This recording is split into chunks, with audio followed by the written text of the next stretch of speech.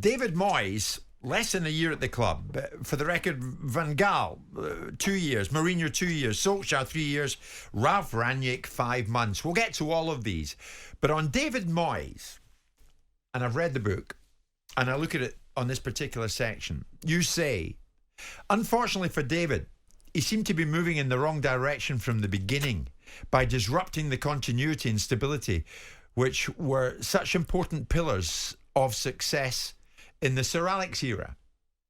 Now, Rene, you might have thought, and you were right to think this, according to many United fans, that David Moyes would retain you at the football club. That didn't happen. Is there a hint of bitterness here from you? No, not at all. Definitely not to David Moyes, because every manager is entitled to do his own thing, and etc. But it was in there, obviously, when it all came about. It really, for all the listeners here, it came as a complete surprise. It really did. So Alex Ferguson leaving, we had no inkling. How did you find out about it? I was outside. Do you remember the day you drove out? Yeah. I nearly ran you over. You nearly ran me over. Yeah. But it was the day before, on a Tuesday. Simon Wells, the video analyst I talked to you before, he text messaged me and he says, we're on a golf day here with the players, and a lot of players are getting messages that Sir Alex Ferguson is leaving at the end of the season. I said, do you know anything about it? So I texted him no, and it was late in the evening. I was just going to bed. And straight away, ping, my next door neighbour, Stephen, texted me as well. Is it true? ?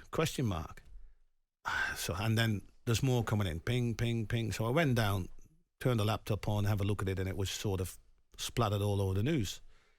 I thought there must be some truth in this. Where there's smoke, there's fire. But I still didn't know anything. I came in on a Wednesday morning at Carrington, obviously where there's loads of camera teams there, and you were there, and we went in, and yeah, that's when we heard. And so Alex brought us in, me, Mick Phelan and Erik Steele, and we just had a short chat. He explained, he obviously apologised a little bit the way that it got out and whatever, but the reasons why, it wasn't a long conversation, 10 minutes, but and in that conversation I remember Erik asking, boss, what does it mean for us?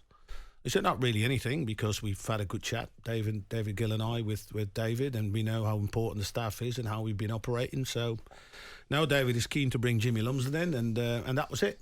We had games to play and games to prepare, so off I went and do my normal stuff, and there we go. So I didn't make much of it, not at all. It just took a while for me to sort of sink in, a world without Sir Alex Ferguson, Carrington without Sir Alex Ferguson. It was like you couldn't really picture it, and it was a bit unreal because you still had so many games to play, and within those weeks it sort of started to develop a bit further. And so Alex brought me in his office one day and he said, listen, I've spoke to David about you and what you've been doing. He likes to have a chat with you, and it's fine. I said, not a problem. So I did. I went to see him at his house. What happened after that? Well, we had a really long conversation with David, and basically I was the one that spoke first more and say, listen, this is how we've been operating, how Sir Alex wanted it, and what everybody's role was, and how we did it, and et cetera, et cetera. And at the same time, I've asked David a little bit, what is your remit? What is the things that you can and cannot do? He says basically, I can do what I like. So we'll see. And we sort of left it after there. We would have another follow-up conversation the week after, because he was going to speak to Erik and was going to speak to Mick Phelan, etc. So, but I was still in the opinion of we all going to stay, which is great. The machine room will stay the same, not a problem. David will be coming in. I was trying to explain to him, David, come on, go and sit on Sir Alex's chair, because it will be different. Let us lead the way, and you will find your way in. Not a problem.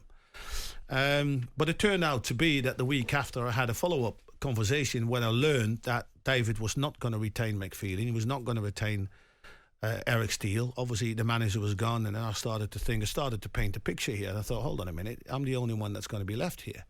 So how's this going to work?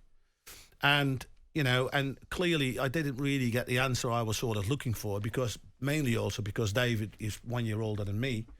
And he said, well, I'm very hands-on, I know what you've done for the club, but I'm going to do a lot of that myself, and et cetera, et cetera. So I thought to myself, well, then there's not really much reason for me to hang around, is there? So I started to feel I got cornered a little bit, because it was going to be an awkward situation, because the players knew what I've done before. different style of management. There's a manager that delegated everything, trusted all his staff, which was just carried on with it. And now they're going to get a complete new manager who was completely hands-on and took control of everything. So there was like two different worlds emerging. So it ended up for me just, not staying, and David, bringing in his own people and doing it his own way. Very sad, obviously, that it didn't work out for him. And very sad for me that at that point I had to leave Manchester United. Did David Moyes want a completely clean slate, do you think? No fingerprints from the past, from the Sir Alex era? No, I don't know. He did say that he sort of wanted to sort of keep me on for the continuity, but I mean, if you really want to keep continuity, you keep N McFeed and you keep N Erik Steele, and you keep basically the foundations of that stability and continuity in place, because every organisation thrives on those two things: stability and continuity. Continuity has to do with carrying on the vision of your short, medium, long term.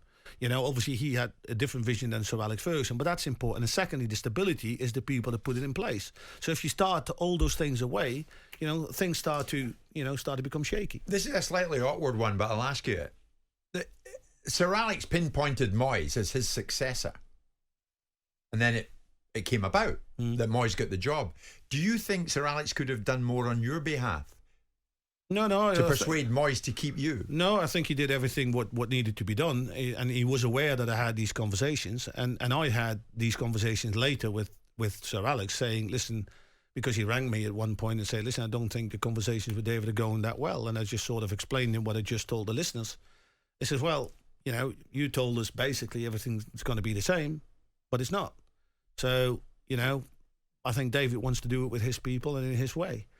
But the thing for me is, and that was a starting point for all of us, for Mick, for Erik, for Tony Streddick, all of us, the only thing we wanted to making sure that we carry on in the way that we did, and we carried on to making sure that Manchester United stayed as successful as they were under Sir Alex. Yes.